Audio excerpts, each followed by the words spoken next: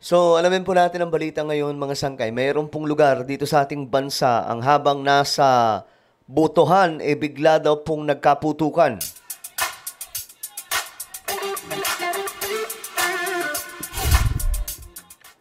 So, hello, what's up mga sangkay? Mainit po ang eleksyon natin ngayon. Ang dami pong mga reklamo, no?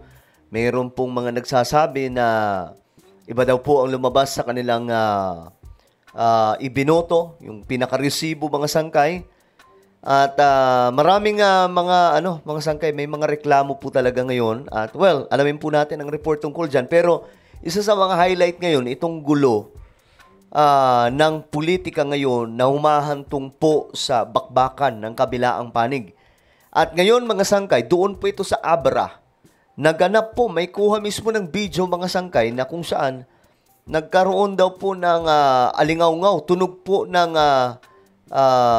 isa pong sandata mga sangkay na makakapinsala sa isang tao. Anyway, bago tayo mag-umpisa, paki-subscribe po muna yung ating YouTube channel.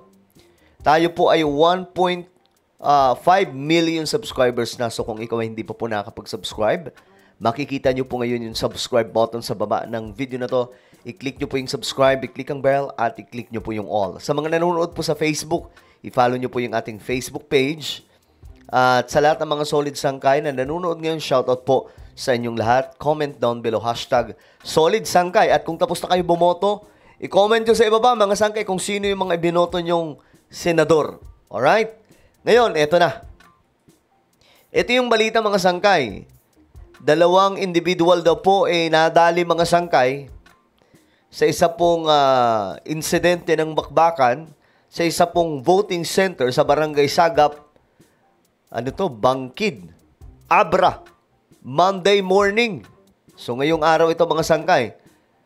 Ayon dito, according to the Philippine National Police, mayroon daw pong isang grupo ng mga lalaki ang pumasok sa isang voting center. Then nagsimula pong magpaputok. Ayon po dito mga sangkay.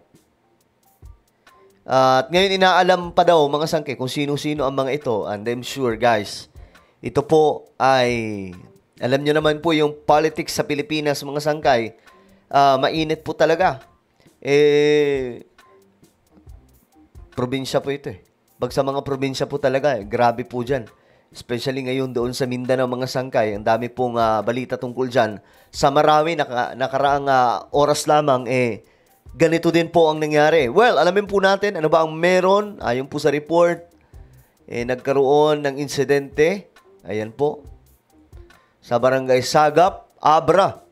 Sa gitna daw po ito ng botohan. Diyos mio, Marimar. Dalawa daw po ang nadali dito mga sangkay, pero hindi naman po pumanaw. Ayan po. Nagpaulan pa. Diyos mio, Marimar. Ito, mga sangkay, may balita tungkol dyan. Nagbabalik ang Bilang Pilipino 2025. Dalawa ang sugatan matapos magpaulan ng putok ng baril sa voting center sa Barangay Sagap sa Bangged, Abra. Live mula sa Bangged, magbabalita si Rainiel Pawid para sa Bilang Pilipino 2025. Rainiel, nasaan na ngayon ang nasawi at may iba pa bang sugatan? Ay, mayroon ba? Akala ko mga sangkay, walang pumanaw. Pero mayroon pala. Jester, linawin lang natin yung unang napabalita kanina na may isang nasawi. Dalawa, yung kinumpirma ng Philippine National Police na sugatan. Okay, so may isa na pumanaw mga sangkay dahil po dito sa eleksyon na ito. Ano kayang ginagawa ng mga sundalo natin at mga kapulisan, no? Sana mas mahigpit po yung pagbabantay kasi alam naman po natin ang eleksyon sa Pilipinas. Matindi po talaga. Kaya nga po sa mga nagbabalak na maging politiko, maging public servant, ito po yung kakaharapin nyo. Lalong-lalo na po pag mga probinsya. Ito yung kakaharapin nyo. Yung init ng politika na talagang namang napakatindi mga sangkay. Kagaya po nito. Diba? Ita nyo, ito magkabila ang panig at siguradong-sigurado, dalawang grupo itong nag-aaway ng mga politicians. Mga tao nila ito sigurado mga sangkay kasi nangyayari din po ito sa ibang mga lugar ngayon dito sa ating bansa. At ganito po kainit, no, ang eleksyon sa ating bansa. Kaya nga po sana pag mga probinsya, lalong-lalo na po yung mga lokasyon na medyo mainit po talaga yung politics, sana po pwersado po yung mga nagbabantay like sa Mindanao, doon po sa Western Visayas, mayroon din po doon sa Eastern Visayas. No, sana po nababantayan po masyado mga sangkay. Ito, Abra is Luzon, mga sangkay sa norte po. Nandoon ngayon sa pagamutan. Yung dalawa na yan ay nagkaroon nga ng enkwentro kanina o palitan ng putok ng baril doon. Ayan po, ito po yung mismong kuha ng video, mga sangkay. Sa Barangay Saga. Pero yung dalawa ay mga botante raw o residente mismo dito sa kalapit na barangay ng Dangla.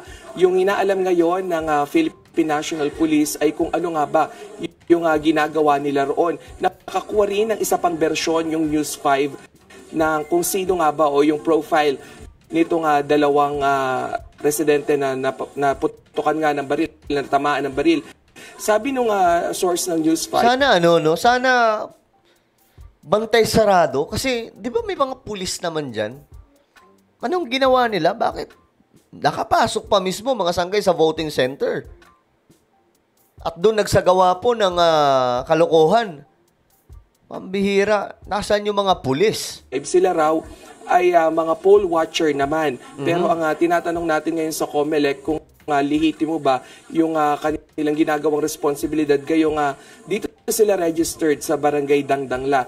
Sa ngayon, Jester, ay sinabi naman ng PNP na ligtas yung dalawang nabaril at yung pinag-ugatan nitong putukan kanina ay sinabi nila na basta na lamang pumunta doon sa voting center sa may Barangay Sagap itong grupo ng mga lalaki at nagpaputok na nga lang o nagpaulan ng putok ng baril doon. So, kita nyo na mga sangkay? As of 7 p.m. hanggang 7:30 ay pansamantalang natigil yung botohan at ngayon ay tuloy-tuloy naman daw yung botohan ngayon doon sa Barangay. Alam nyo, ito na ang rason kung bakit kinakailangan na natin ayusin yung sistema ng politika sa ating bansa.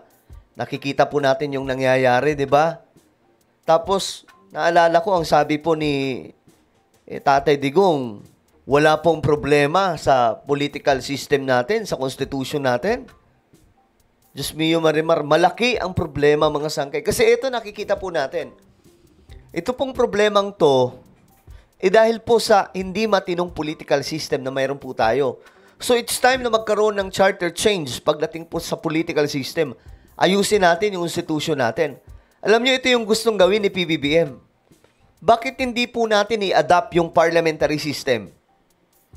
Nang sa ganun, maayos po natin itong problemang ito. Kasi, dito kasi sa ating bansa, makikita po natin yung pangit na sistema kasi nagkakagulo po yung mga kandidato.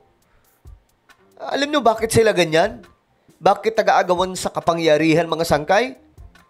Dahil po sa pag-asa nilang makakapangurap sila kapag sila na ang nakaupo. Diba? Gano'n naman po talaga yun eh. Hindi sila gagawa kung kandidato lang, gagaya lamang po ng, halimbawa, parliamentary system doon po sa Japan or Singapore. Hindi nila gagawin yan kung malinis ang kanilang intensyon. Kasi nga, kapag ikaw ay, kung malinis kang politiko, kapag ikaw ay nakaupo, wala kang ibang gagawin dyan, kundi magtrabaho, abala sa buhay mo yan. Pero para kasi sa kanila, kapag sila ang nasa posisyon dito sa ating bansa, makapangyarihan sila. Diba? Kaya talagang ito ang nangyayari ngayon, mga sangkay. Nag-aagawan sila. At hanggat maaari, gagawa sila ng kasamaan para lang manalo. Talaga. Yes, sir. Rainiel, may kinalaman ba ito dun sa nabanggit ng PNP noong mga nagdaang araw kung saan binabanggit nga nila na nagbabalik na yung mga private armed groups dyan sa Benguet, sa Abra?